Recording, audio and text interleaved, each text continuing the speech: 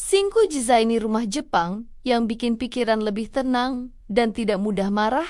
Sebelumnya, pastikan klik tombol subscribe, share, dan like dulu ya, agar channel ini bisa lebih berkembang, bermanfaat buat lebih banyak teman-teman yang lain. Terima kasih. Yuk lanjut deh. Pernah tidak sih kamu masuk ke sebuah rumah, lalu tanpa alasan yang jelas, dada terasa lebih ringan, dan kepala yang biasanya ribut mendadak lebih tenang. Padahal rumahnya tidak besar, tidak mewah, tidak ada marmer mengkilap atau lampu gantung mahal. Tapi rasanya pengen duduk lama, selonjoran, dan lupa waktu. Aku dulu sering mikir itu cuma perasaan lebay, mungkin lagi capek kerja, atau lagi butuh liburan. Tapi anehnya, setiap masuk ke rumah tertentu, rasanya capek itu turun sendiri. Sebaliknya, ada juga rumah yang baru masuk 5 menit saja, rasanya pengen keluar lagi. Padahal tidak ada yang salah secara kasat mata. Tidak ada orang berantem, tidak ada suara berisik, tapi hati kok kayak ditekan pelan-pelan. Dari situ aku mulai sadar, ternyata rumah itu bisa ngobrol sama emosi kita. Cuma bahasanya halus banget, sampai sering tidak kita sadari. Aku dulu juga termasuk orang yang tidak percaya kalau desain rumah bisa ngaruh ke emosi. Kupikir ya capek itu karena kerjaan, stres karena tagihan, marah karena orang-orang di luar sana yang kadang bikin pengen tarik napas panjang sambil nahan emosi. Rumah ya cuma tempat pulang, rebahan, tidur, selesai. Tapi makin kesini, aku mulai jujur sama diri sendiri. Kenapa ya? Tiap pulang ke rumah, bukannya tenang malah makin sensitif. Baru lihat barang tidak rapi dikit langsung kesal. Dengar suara kecil saja rasanya pengen ngomel. Sampai akhirnya aku sadar, mungkin masalahnya bukan cuma di kepalaku, tapi juga di ruang tempat kepalaku itu beristirahat. Rumah yang seharusnya jadi tempat recharge, malah diam-diam ikut nyedot energi. Sampai suatu hari aku sering nonton dan lihat rumah orang Jepang, entah dari video, film, atau foto-foto sederhana. Aneh rasanya, karena rumahnya kelihatan simple, kadang malah kecil, tapi kok wajah orang-orangnya terlihat lebih tenang, tidak kelihatan terburu-buru, tidak kelihatan emosian. Auranya kayak orang yang jarang ribut sama hal-hal kecil. Dari situ aku mulai penasaran. Apa jangan-jangan ada rahasia di balik desain rumah mereka? Bukan rahasia mahal, bukan soal arsitek kelas dunia, tapi rahasia kecil yang sehari-hari kita remehkan. Dan makin aku perhatiin, rumah Jepang itu bukan cuma soal estetika, tapi juga soal perasaan. Soal bagaimana rumah memperlakukan penghuninya dengan lebih lembut, tidak memaksa, tidak berisik, tidak menuntut. Nah, dari semua pengamatan dan rasa penasaran itu, aku pengen ngajak kamu ngobrol santai di video ini. Bukan sebagai orang paling paham, tapi sebagai teman yang sama-sama capek dan lagi nyari tenang. Aku mau cerita tentang 5 desain rumah Jepang yang menurutku diam-diam punya efek besar ke emosi kita, bikin pikiran lebih kalem, dan pelan-pelan menurunkan rasa gampang marah. Ini bukan teori berat yang bikin kening berkerut, tapi hal-hal sederhana yang sangat relate sama hidup kita sehari-hari. Hal-hal yang mungkin selama ini kita anggap sepele, padahal dampaknya besar banget ke hati dan kepala kita sendiri. Desain pertama itu soal barang. Dan ini jujur yang paling masuk ke kehidupan sehari-hari. Rumah Jepang itu kelihatannya kosong, bukan karena mereka tidak mampu beli, tapi karena mereka sadar satu hal sederhana. Terlalu banyak barang itu bikin hati capek. Setiap barang yang kita simpan itu diam-diam minta perhatian, minta dirapikan, minta dibersihkan, minta dipikirkan. Lemari penuh, meja penuh, sudut penuh, ujungnya kepala juga penuh. Makanya ada orang yang baru bangun tidur saja sudah kesal.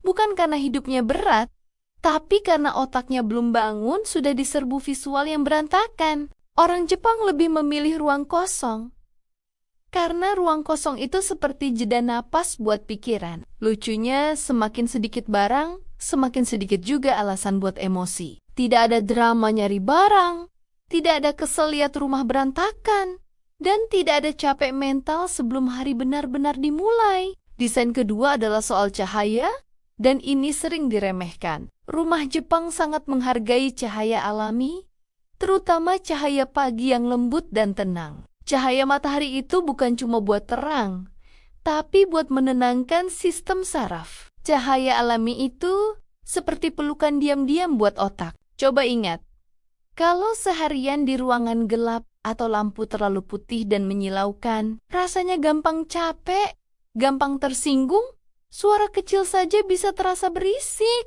Nah, rumah Jepang berusaha mengundang matahari masuk bukan dengan pamer jendela besar, tapi dengan niat bikin penghuninya lebih waras. Ini lucu sih, kita sering cari ketenangan lewat liburan mahal. Padahal mungkin yang kita butuhkan cuma sinar matahari yang masuk ke ruang tamu setiap pagi. Desain ketiga itu warna. Dan ini diam-diam berpengaruh besar ke emosi. Rumah Jepang didominasi warna kalem, seperti putih, krem, coklat kayu, dan abu yang lembut. Bukan karena mereka takut warna cerah, tapi karena mereka paham warna itu ngobrol langsung sama perasaan. Terlalu banyak warna tajam itu bikin otak kerja ekstra, seperti disuruh multitasking terus tanpa istirahat. Rumah dengan warna kalem itu tidak teriak minta diperhatikan, tapi menemani dengan tenang. Desain keempat masih nyambung, yaitu minim sekat dan sudut kaku. Banyak ruang terbuka, pintu geser, alur yang mengalir tanpa terasa terputus. Tubuh jadi bergerak lebih pelan, langkah lebih sadar, dan emosi ikut melunak. Bandingkan dengan rumah yang penuh pintu, tembok, dan sudut sempit, baru jalan sedikit sudah kebentur, belok sedikit kesandung. Wajar kalau hati ikut panas dan kesabaran cepat habis. Desain kelima adalah hubungan dengan alam. Dan ini yang paling terasa secara emosional. Rumah Jepang hampir selalu menyisakan ruang untuk tanaman, taman kecil, atau sekadar jendela yang menghadap keluar. Alam itu penenang alami yang tidak minta apa-apa. Tanaman itu seperti teman diam yang selalu ada.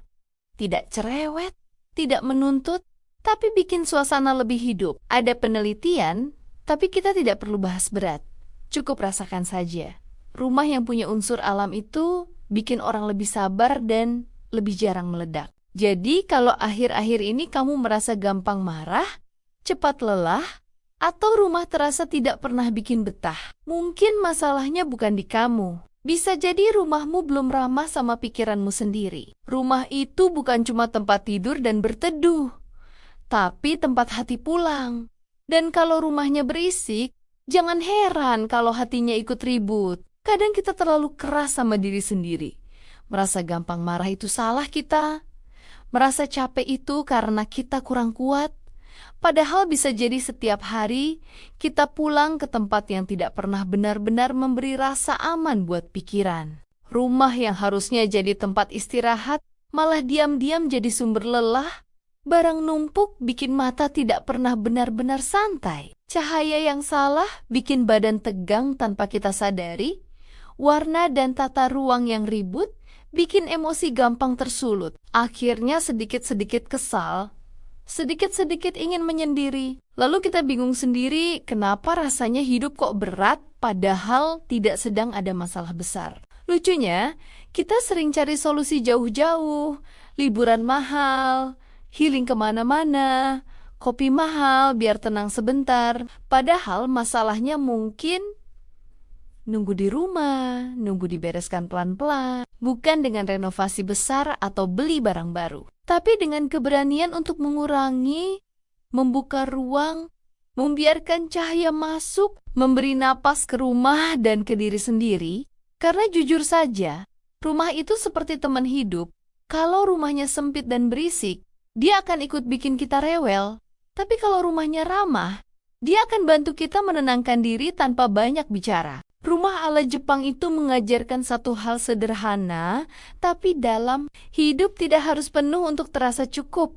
Tenang itu bukan hasil keberuntungan, tapi hasil pilihan kecil yang konsisten, memilih ruang kosong daripada barang berlebih, memilih cahaya pagi daripada lampu yang bikin mata capek, memilih warna yang menenangkan daripada yang cuma terlihat ramai, memilih hidup yang lebih pelan di dunia yang suka ngebut.